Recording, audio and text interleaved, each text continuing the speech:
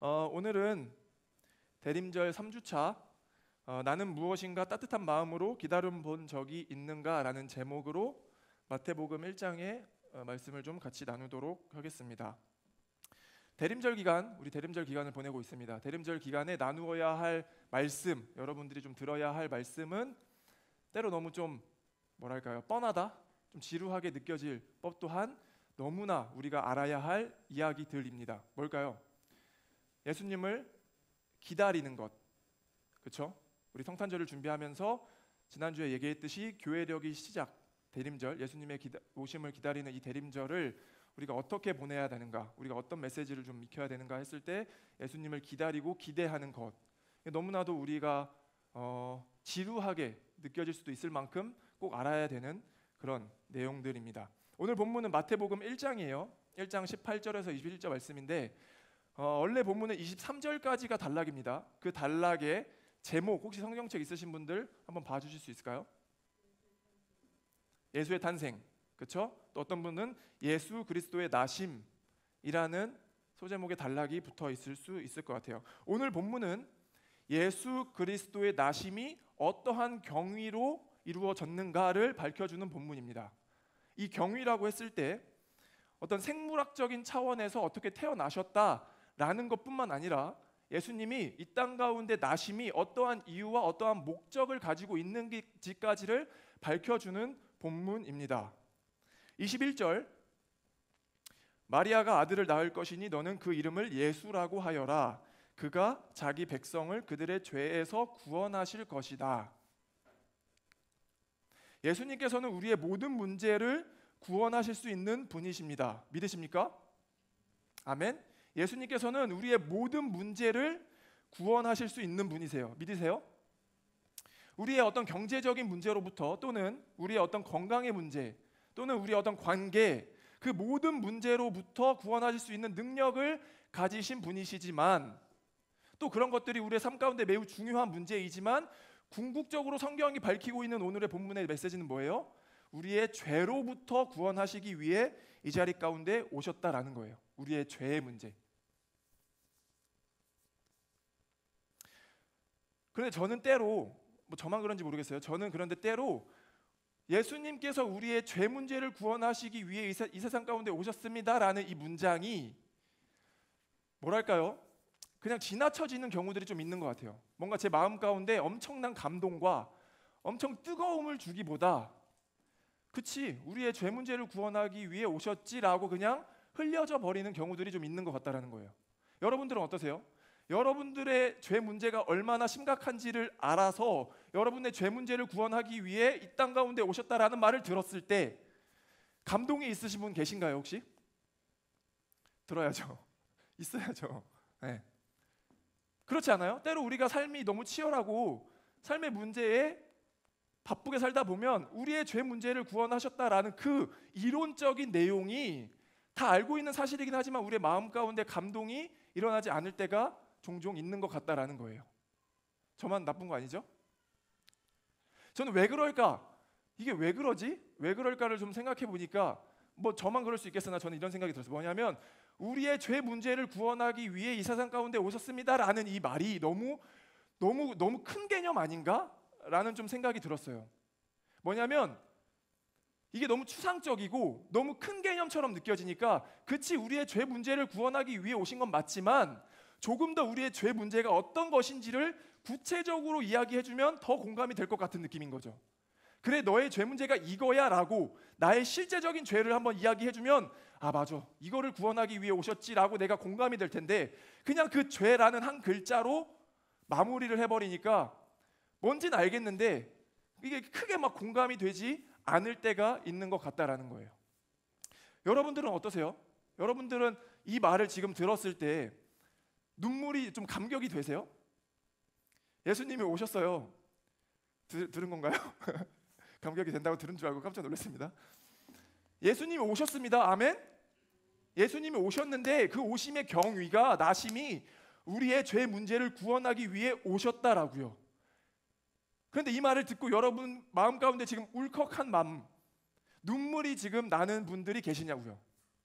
그러니까 눈물이 난다라는 것 자체가 뭐 은혜를 받았다라고 제가 표현하는 건 아니지만 무슨 말씀이신, 제가 무슨 말 하는지 알겠죠? 이 말이, 이 문장을 들었을 때 여러분들 마음 가운데 어떤 감동이 있냐라는 지금 질문을 제가 해보고 있다라는 겁니다. 우리는 반드시 좀 기억해야 될 것 같아요. 예수님께서 어떠한 이유로 이 땅 가운데 오셨는지. 예수님의 이 땅 가운데 오심은 우리의 죄 문제를 구원하기 위해 오신 줄 믿습니다. 아멘. 좋아요. 그런데 오늘은 좀 특별하게 이 넓은 개념, 이 거시적인 개념 안에서 죄라고 하는 큰 개념을 넘어서서 좀 특별하게 조금 더 작은 단위의, 그래서 구체적인 죄 문제 하나를 가지고 좀 이야기를 나눠보고 싶어요. 그것이 우리 안에 얼마나 또 공감이 되는지에 대해서. 여러분들이 살아가면서 유독 반복적으로 짓는 어떤 실수, 하나님이 기뻐하시지 않는 어떤 죄라고 불릴 수 있는 것들이 좀 있으신가요? 혹은 그런 것들을 좀 고민하면서 생각하면서 사세요? 나는 유독 이런 문제에 있어서 자주 좀 넘어지는 것 같고 하나님 보시기에 어떤 좀 부끄러운, 기뻐하시지 않을 것 같은 그런 게 있으신가요? 듣고는 계시죠? 고마워요. 듣고는 계시죠? 들으면 돼요. 뭐 누군가는 어떤 경제적인 문제, 소비와 관련된 문제로부터 조금 어려움을 겪는 분들도 계시고요. 또 누구는 어떤 관계적인 문제, 또 누구는 가정의 문제, 또 누구는 남자친구, 여자친구, 이성의 문제. 그러니까 각자의 영역이 조금씩 다 다르죠. 유독 자주 좀 흔들리고 넘어지는 영역들이 있는 것 같아요. 그 중에 우리가 한 가지를 좀 보고 싶은데, 이 한 가지는 유독 제가 가장 경계하면서 자주 조금 넘어지는, 유혹되는 요소 중에 하나입니다. 그게 뭐냐면 뭘 것 같으세요? 그게 뭐냐면 때로 누군가를 판단하고 누군가를 평가하면서 분석하는 행위, 심지어 그게 도가 지나치면 넘어서서 누군가를 정죄하는 그런 죄성, 그런 게 저에게 유독 조금 있는 것 같다라는 생각을 해보게 됐습니다. 근데 제가 그렇게 막 이렇게 표현하진 않을 거예요. 여러분들 중에 혹시 느끼신 분 계세요? 그럼 저는 아마 연자맷돌 메고 죽어야 돼요. 있으면 안 됩니다. 없으시죠? 제가 그렇게 막 이렇게 엄청 미성숙하진 않아서 그렇게 하진 않는데, 근데 뭐냐면 이게 사실 드러나지 않았을 뿐 저만 아는 제 마음 가운데 진실된 뭔가의 표현은 뭐냐면, 실제적으로는 그게 긍정적인 마음보단 부정적인 마음일 때가 더 커요. 누군가를 보면요, 왜 저렇게 하지? 왜 저렇게 하지? 저렇게밖에 할 수가 없나?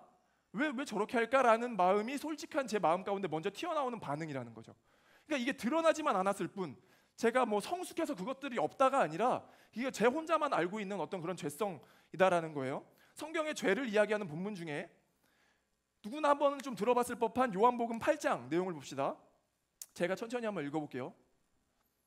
아침에 다시 성전으로 들어오시니 백성이 다 나아오는지라 앉으사 그들을 가르치시더니 서기관들과 바리새인들이 음행 중에 잡힌 여자를 끌고 와서 가운데 세우고 예수께 말하되 선생이여 이 여자가 간음하다가 현장에서 잡혔나이다.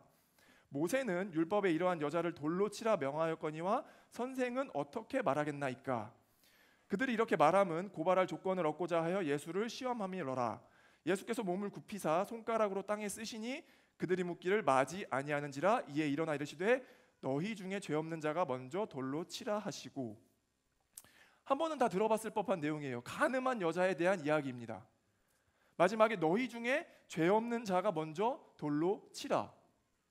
그러니까 서기관과 바리새인들은요, 음행한 여자를 목격하게 됩니다. 그리고 그 여자를 수많은 군중의 한 가운데 세웠다라고 하죠. 그리고서 질문을 합니다. 예수님, 이 여자가 간음한 것을 제가 눈으로 목격했습니다.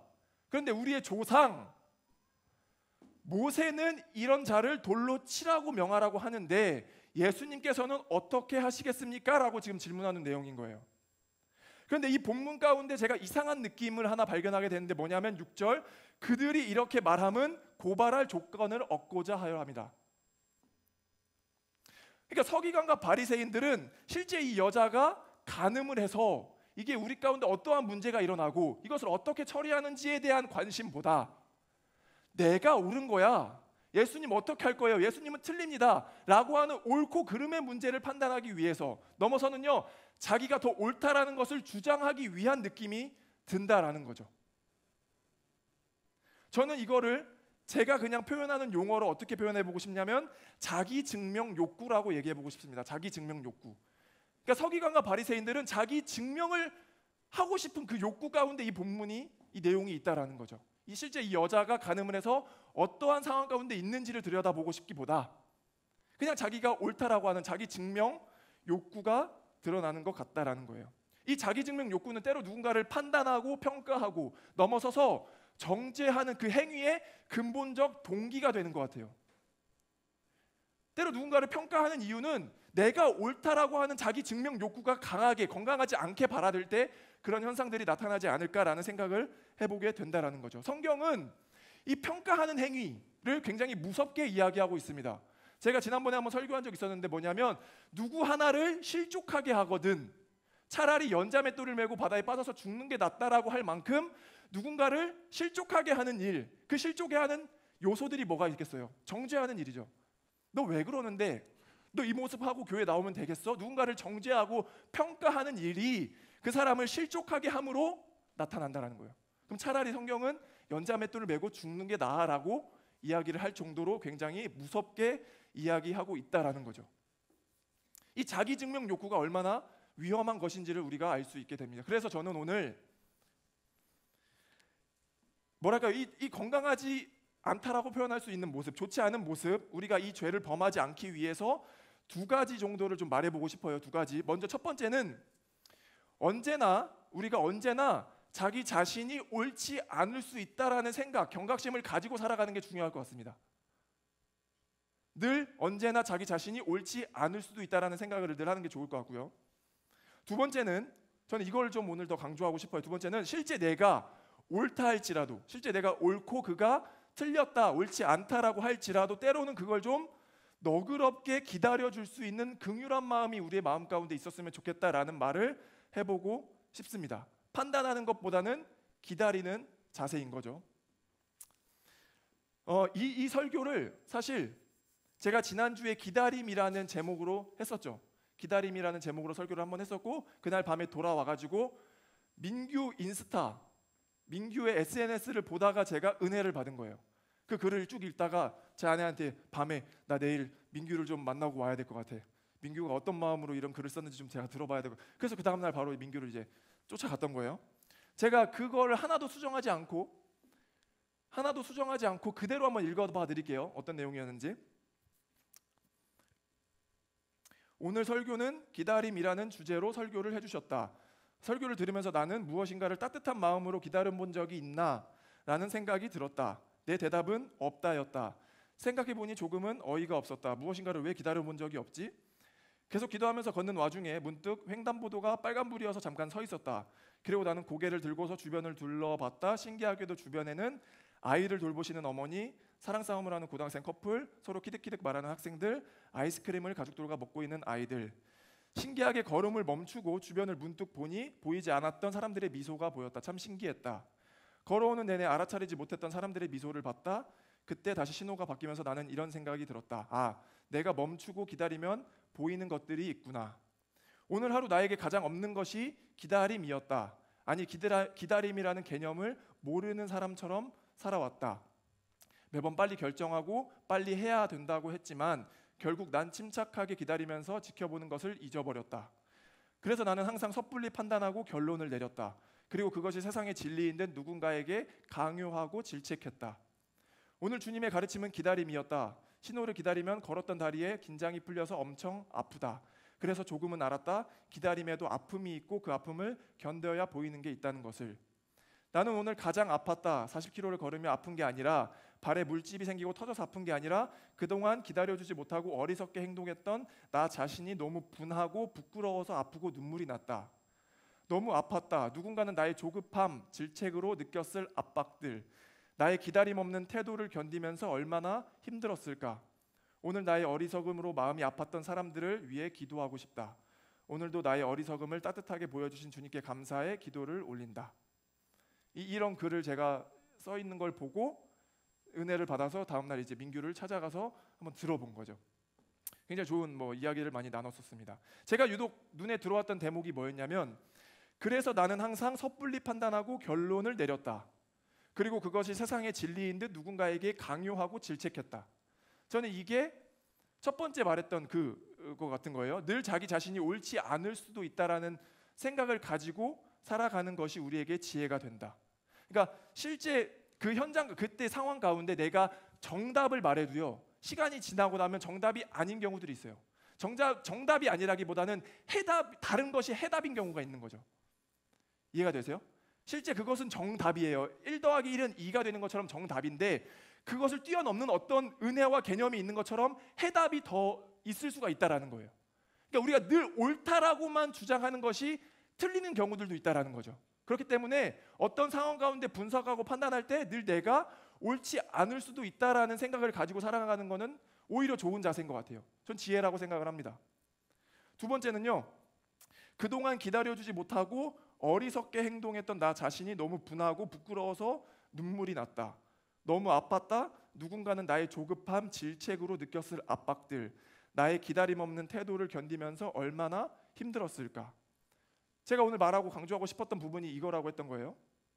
적어도요, 예수님을 믿는다라고 하는 우리 그리스도인들, 교회를 다니는 사람들은 어떤 타인에 대한 잘못과 타인에 대한 어떤 그런 부족함들을 긍휼한 마음으로 기다려주고 품을 수 있어야 된다라고 저는 믿습니다. 아멘. 무조건 옹호해야 된다라고 말하는 것은 아니나, 때로는 우리가 그것을 품을 수 있는 기다림이 있어야 된다라고 얘기를 하는 거예요. 그런데 누구는 간혹 그러죠. 목사님, 저는 기질적으로 그걸 잘 못해요. 저는 T라서 못합니다. 오세요. 저보다 T 있으신 분은 오세요. 저보다 못하시는 분은 오시라고요.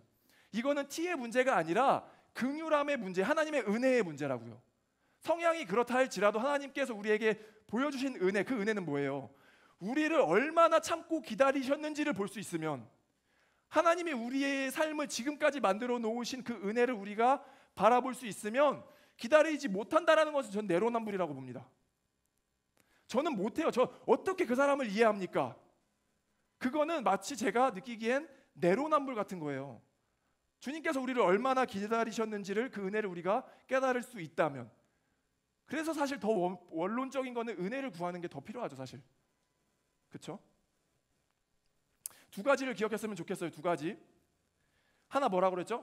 항상 자기 자신이 옳지 않을 수도 있다라는, 그 상황 가운데 정답이라 할지라도 옳지 않을 수도 있다라는 그 경각심. 두 번째는요, 실제 옳다고 할지라도, 실제 옳았다고 할지라도 때로는 그것을 기다려주는, 주님이 우리를 기다려주신 것과 같이 우리가 그거를 기다려줄 수 있는 긍휼한 마음이 있길 간절히 소망합니다. 아멘?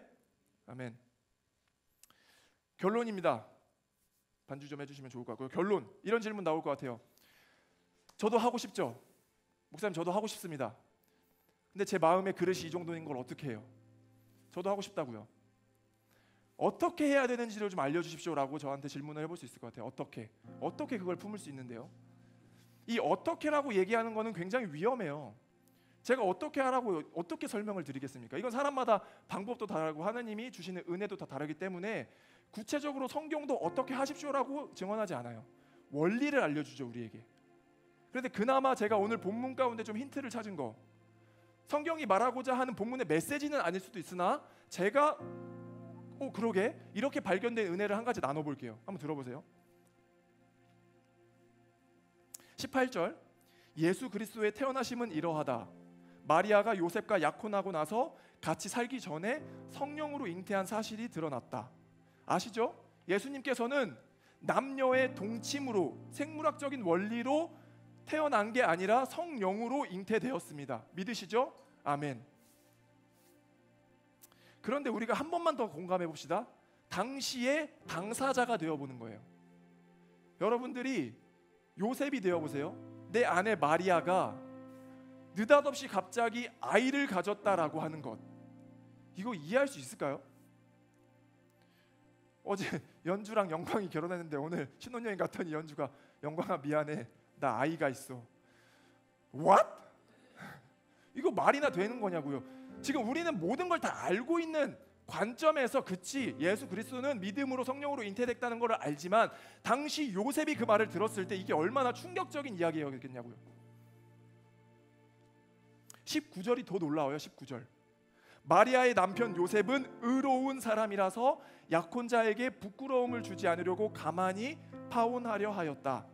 마리아와 요셉은 정혼한 상태라고 합니다. 그때 당시 유대교 문화에 따르면 결혼하기 전 1년을 정혼의 상태로 보내요. 그런데 이 정혼은 우리나라의 어떤 약혼, 약속의 개념이 아니라 실제 결혼의 효력이 발생하는 정혼이에요. 그러니까 혼인 신고가 이미 되어버린 상태죠. 그 정혼의 기간 동안 여자가 어떤 무례한 일, 해서는 안 되는 일이 벌어졌을 때 당연하게 이혼을 요구할 수가 있는 그런 문화가 있었습니다. 그리고 더 특징적인 것은 뭐냐면 정혼한 상태에서는 각자 따로 살고 남녀가 따로 살고 실제 부부 관계를 하지 못하게 돼 있는 조항들도 있었어요. 그럼 이 상황을 해석해 보면 뭐냐면 요셉과 마리아가 아이가 생긴 것조차가 이미 문제가 될 수 있어요. 실제 그 두 부부가 동침을 하여서 아기가 생겼어도 정혼 기간에는 부부 관계를 못 갖게 하기 때문에 이것도 문제가 될 수 있는데, 아니 말도 안 되게 마리아가 아이가 생겨 왔다라고 했을 때 이거는 그냥 말이 안 되는 거죠. 어떻게 비유를 할 수 있을까 정도가 생각이 안 날 정도로 이건 말이 안 된다고요. 그런데 마리아의 요셉 남편은 의로운 사람이어서 약혼자에게 부끄러움을 주지 않으려고 가만히 파혼하려 하였다. 20절. 요셉이 이렇게 생각하고 있는데 요셉은 무슨 생각을 했을까요? 저는 그럴 것 같아요. 아무리 내가 진짜 이해해 보려고 노력을 해도 계속 떠오르지 않을까? 아니 내가 그렇게 평생을 품어서 살려고 했던 그 아내가, 배우자가, 마리아가 갑자기 애가 생겼다라고 했는데 그걸 내가 아무리 이해해 보려고 노력을 해도 계속 생각이 들지 않겠어요? 내가 너무나도 사랑했던 그 사람이, 그리고 이제 파혼을 해야 되는 그 상황이. 요셉이 이렇게 생각하고 있는데 그때 천사가 나타나서 이런저런 상황에 대해서 설명을 해줍니다. 자, 이제 한번 봐주세요. 뭘 나누고 싶은 거냐면 천사가 나타나서 실제 그 사실에 대해서 설명을 합니다. 성령으로 잉태됐다는 그 사실에 대해서. 그런데 여전히 그거는 우리 편에서 우리가 다 알고 있는 관점에서 사실이지 요셉의 관점에서는요 이해하고 믿어야 될 내용이에요. 실제 그거는 핑계일 수 있고 변명일 수 있다라고요. 요셉의 관점에서는. 저는 이 말씀의 구절의 순서가 너무 큰 은혜로 다가왔던 건데 뭐냐면 요셉은 천사의 객관적 사실 이전에 19절의 사실 설명 이전에 이해하기로 마음을 먹었어요. 요셉은 의로운 사람이라서 그 여자가 부끄럽지 않게 그냥 조용히 파혼하려고 했다. 이미 그 여자한테 어떤 수치스러움을 주지 않고 어떤 이유가 있었겠지, 어떤 맥락이 있었겠지, 어떤 상황이 있었겠지라고 마음을 먹고 조용히 이혼하려고 준비를 하고 있었다고요. 마음을 먹었던 거죠. 그리고 그 이후에 천사가 나타나서 사실에 대해서 설명을 해줘요. 경위를. 근데 우리는 때로 이 사실을 먼저 들음에도 불구하고 이해를 못하는 경우들이 있어요. 아니 그 사람이 나 이런 이유 때문에 이런 상황 가운데 이랬어요 라고 해도 실제 이해가 되지 않는 경우들이 있다라고요. 정죄하고 판단하는 거죠. 기다림이 아니라. 저는 이 순서가 너무 은혜로웠었는데 저는 요셉이 이미 그렇게 마음을 먹었다라고 믿습니다. 그렇게 보려고 했다라고 믿는 거예요. 그렇게 믿으려고 믿었던 거죠. 어떤 진위 여부, 어떤 그 사실 중요하지만 그거를 듣기 이전에 의로운 사람이라서 그렇게 마음을 먹었다라고 하는 것이 이게 그럼 사실의 맥락의 상황의 중요함이 아니라 내가 어떻게 바라볼 것인가 하는 것이 더 중요할 수 있겠구나라는 생각을 들게 했습니다. 우리가 누군가를 기다려주지 못하는 것, 그게 사실이 아니어서가 아니라 이미 마음 가운데 나는 그것을 이해하지 않기로 마음을 먹어서 그럴지도 모르는 거예요.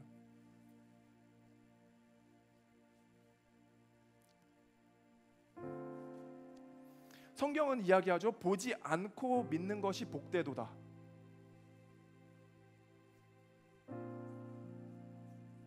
같은 맥락인 것 같아요. 보지 않고 믿는 것이 복되도다. 그냥 믿으려고 내가 봤기 때문에 믿어졌다라는 거예요. 물론 우리의 어떤 신앙적 경험, 말씀의 진리 가운데 믿어져야 믿어지죠. 그런데 실제로 아무리 설명을 한들 믿을 수 없으면 믿겠어요? 이것이 객관적 과학적 원리가 아닌데? 그러면 내 마음의 방향이 믿을 거야라고 보기 시작한 순서부터 이 말씀의 진리가 믿어진다라는 것다라고.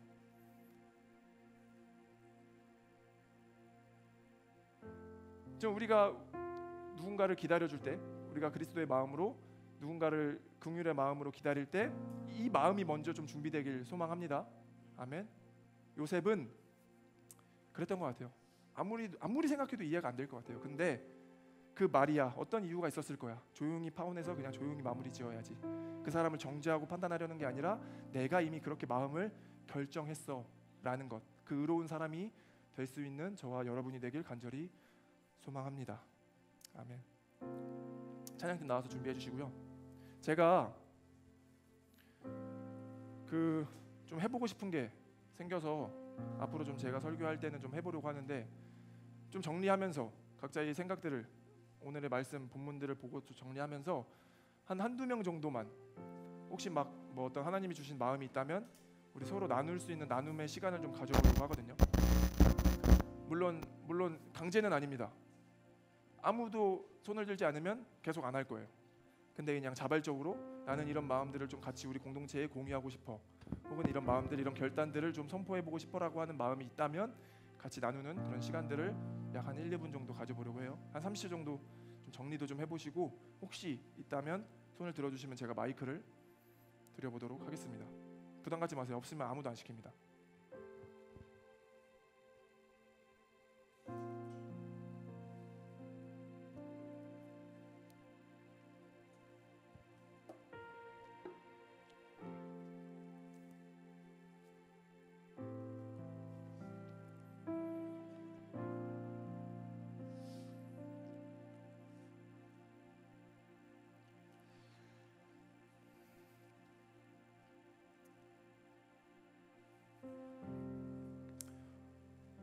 네, 혹시 있으실까요? 나는 누군가를 끝까지 기다려본 적이 있는가라는 제목으로 같이 말씀을 나눴는데, 혹시 저는 오늘 뭐 말씀 본문을 보면서 또는 설교를 들으면서 이런 좀 생각이 들었습니다, 이런 것들을 좀 같이 나눠보고 싶은 마음이 있습니다 라고 하시는 분 손 들어주시면 고맙겠습니다. 뭐 초상집 아니에요? 뭐 이럴 필요 없어요. 없으면 없는 거죠. 뭐 각자 생각하는 건데 계속 하다 보면 어느 시점에 한번 나오겠죠. 없으세요?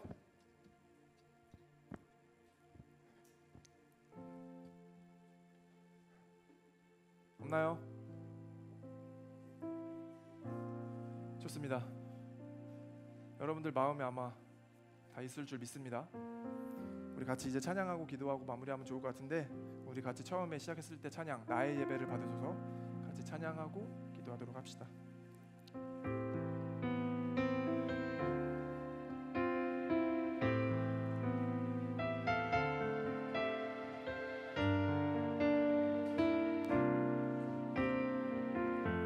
같이 고백합시다. 주님 넘치는 내 삶 구석구석까지 감찰하시며 나를 애원하시는 분, 내 길을 밝혀서 영원한 생명의 길로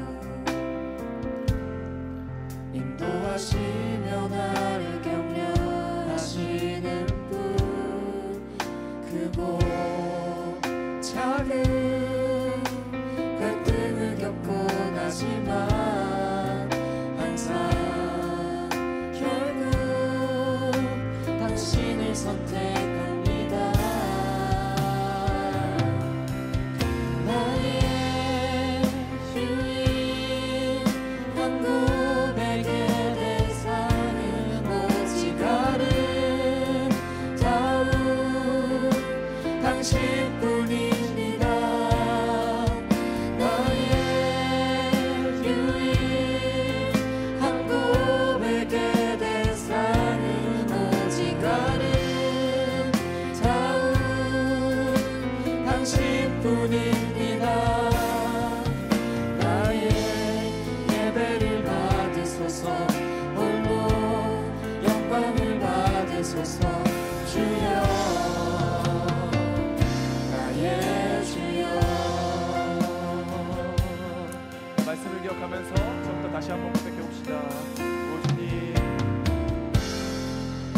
주님 당신은 내 삶 구석구석까지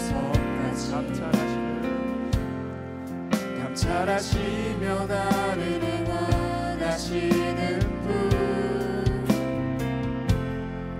내 길을 밝혀서 영원한 생명의 길로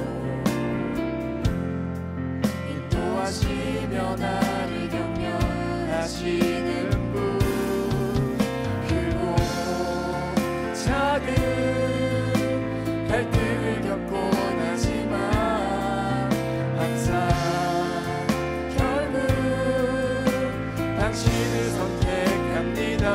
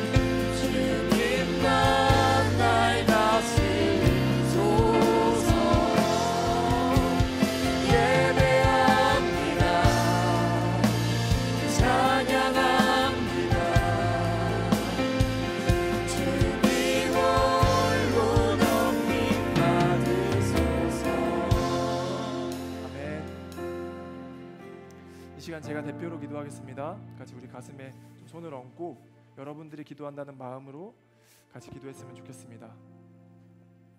거룩하신 하나님, 그리고 참되신 사랑이신 예수님, 우리가 주님을 알고 주님께 또 반응하여서 이 자리 가운데 예배를 드릴 수 있도록, 또 주님께서 하시는 말씀을 들으려고 노력할 수 있도록 허락해 주심에 진심으로 감사드립니다. 하나님, 이 예배는 우리의 모든 행위를 통하여서 주님께 영광이 되어지는 시간 되길 간절히 소망합니다. 그리고 주님께서 우리의 진실된 고백과 우리의 마음과 드려짐을 통하여서 영광 받아주신 줄 진실되게 믿습니다. 주님, 우리의 삶이 때로는 너무 버겁고 연약하고 실제로 주님의 말씀대로 살아가지 못하는 것처럼 보이지만, 그래서 내가 주님께 나아올 만한 자격이 있을까 싶은 그런 때도 너무나도 많지만, 분명한 것은 그것이 하나님이 주신 마음이기보다 하나님이 우리에게 주시는 마음은, 그 건강한 마음은 그럼에도 불구하고 우리가 주님을 더욱더 찾길 바라는 마음인 줄 믿습니다. 때로 내가 보기에 너무 연약해 보이지만 더욱더 주님을 붙잡게 하시고 주님의 그 사랑을 더욱더 필요하다라고 고백하게 하시고, 성령 하나님이 24시간 단 한순간도 빠지지 않고 내 삶을 컨트롤해 주실 수 있게, 동행해 주실 수 있기를 간절히 바라는 고백들이 나오길 간절히 소망합니다. 하나님, 우리에게 말씀을 주시고 그 말씀의 진리가 우리의 삶을 살아갈 수 있도록 인도하시니 너무나도 감사합니다. 오늘 들은 말씀 기억하게 하여 주시옵소서. 때로 내가 선한 것을, 옳은 것을 한다 할지라도 그것이 누군가에게는 어떠한 작용이 되는지를 돌아보게 하시고, 더욱더 한 번 더 생각함으로 성령 하나님이 우리의 생각을 인도하심을 통하여서 한 번 더 고민하게 하셔서 더욱더 배려 있게, 더욱더 따뜻하게, 더욱더 지혜롭게 하나님이 주신 마음과 행동을 할 수 있도록 붙잡아 주시옵소서. 한 해를 마무리하는 과정 가운데 있습니다. 올 한 해를 돌아보니 내가 목표했던 것들이 무엇이었는지를 깨닫게 해주셔서, 생각나게 해주셔서 잘 마무리하게 하시고, 남은 시간 2주 정도의 남은 이 시간 더욱더 주님께 정말 집중할 수 있고 바라볼 수 있는 귀한 시간 되게 하여 주시옵소서. 또한 새 해와 새 날을 허락하여 주심에 진심으로 감사드리며, 무엇을 하든지 내 마음의 방향이 하나님을 찬양하며 영화롭게 하겠다라는 다짐이 되게 하여 주시옵소서. 이 시간 이 자리 가운데 함께하지 못한 모든 우리의 지체들, 우리의 동료들, 우리의 성도들, 청년들, 동일한 은혜와 말씀으로 은혜를 허락하여 주시길 간절히 소망합니다. 삶 가운데 버겁겠지만 그 버거움의 이겨냄을 말씀으로, 성령으로 이겨낼 수 있도록 주님 붙잡아 주시옵소서. 이 시간 이 자리 가운데 그냥 나오지 않고 주님을 떠올리며 교회를 생각하며 나의 마음과 나의 물질과 또 나의 시간과 헌신들을 주님께 올려드립니다. 주님 받아주시옵소서. 주님께 드려지는 것 되길 소망합니다. 주님께 드려지는 헌금 되게 하여 주셔서 이거보다 더 큰 은혜를 허락하여 주시고, 드릴 때에 인색함이 없이 기쁨으로 자원하는 마음으로 하나님께 드린다라는 믿음이 우리 안에 새겨질 수 있도록 주님 도와주시옵소서. 더 큰 축복과 은혜를 허락하여 주시길 간절히 소망합니다.